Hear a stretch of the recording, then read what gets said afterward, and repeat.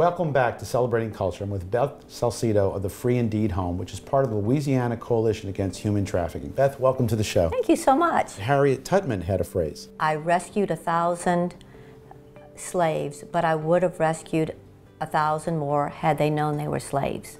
And what that means is that most of the time when someone's enslaved, they don't even realize it. You're saying they don't even realize? No. These girls don't realize that they've been victimized or that they've been sold or bought, that they've been enslaved. They just know that they have some kind of facsimile of love. They're basically looking for love in all the wrong places. Now, is the French Quarter New Orleans primarily where we see the trafficking happen? It's a very big place, but it's not the only place. In Louisiana, you can go to the smallest town and you will find a child that's been victimized because of child sex trafficking. Colleges like Loyola University is involved now that are saying that we have a problem here in America of modern day slavery. When there are statistics that are put out, no one knows how many people or how many children are enslaved, but I can tell you there's a whole lot, just by my experience. There's a lot of children that have been victimized and they have been required to sell their body. The problem is that, like I had just mentioned, most of these children don't know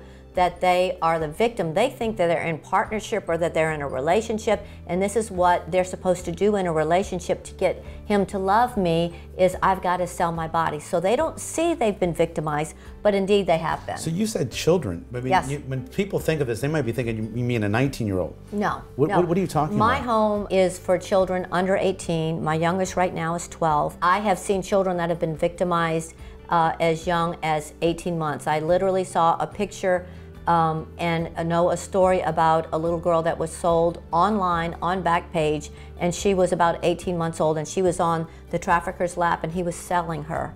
So it doesn't matter. Yeah, they do. Children are sold, and adult women are sold over 18.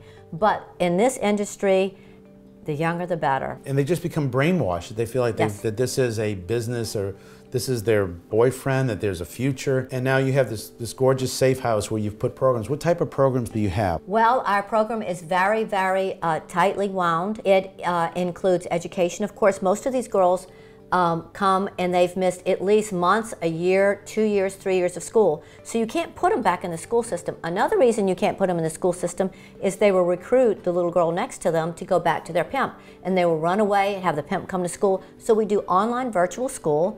And then we have tutoring for them. We do activities, independent living skills. And so we teach them to be independent, that, you know, how to open a checking account, how to find, you know, Social Security, how to do all those things, how to care for themselves. We're trying to educate them and equip them so that when they leave, then they can have that fruitful life, that they're not dependent on us. In addition, we give them significant counseling. You can imagine if a child's been sold for sex night after night, for years and years, or even months and months, or even days and days, then they've been sexually raped and they've been traumatized, regardless of whether they think they want to do it or not. They've been exploited. So we do individual therapy, we do group therapy, we do a lot of art and music. We also do a lot of equine therapy. Yes. Equine therapy is an amazing therapeutic intervention, and it's with horses. And the crazy thing about the horse is that the horse is the only animal that feels what you feel. So if you're anxious, the horse is going to be anxious. And if you're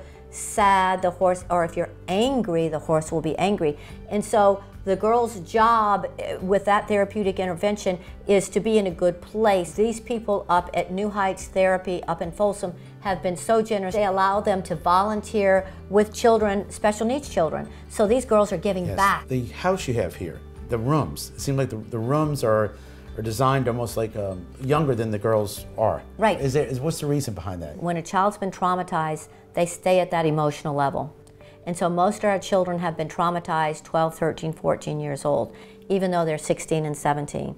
And so they either act like 7 or 8 or 9-year-olds, or they can be 25-year-olds. Very rarely are they going to act like the teens in their head. So these girls love the rooms that they have because it reminds them of the room that they never had.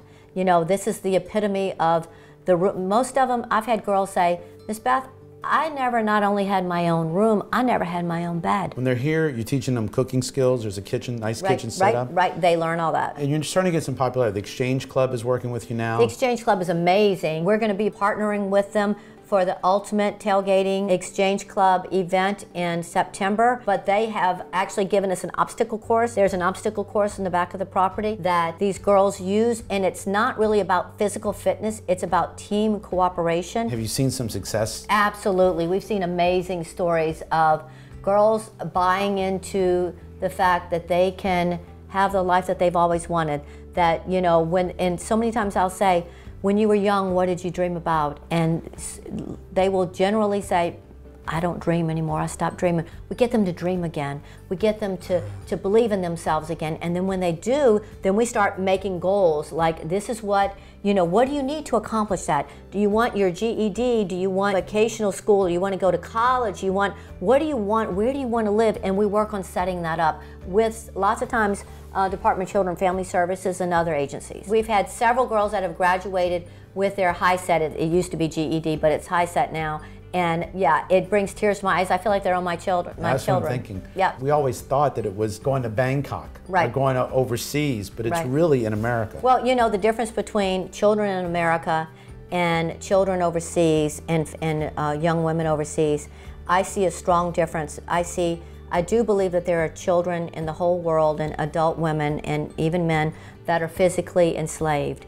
But our children are trauma bonded in their head, in their mind. They believe that this is all they can have, and that this trafficker is somebody that loves them, and that's so much harder to break for them to see that, no, it's not a gate that has to open. You have to be able to see that, and that's something they have to come to themselves. So it's very, very traumatic for them. I can tell you, you can go to anywhere in New Orleans in any month, on any day, and find children anywhere that are enslaved. There's so much potential for us to help these young girls and have great lives. Right. Beth, I want to thank you for being on this show. And if anybody wants to reach out, do you have a website? Or? Yes, it would be LACAHT, L-A-C-A-H-T,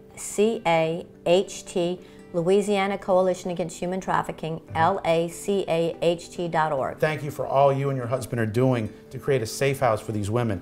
We have a serious problem in the United States right now with human trafficking, and it takes a lot of people stepping up to the plate to do it. So if you can help Beth in their efforts, please do so.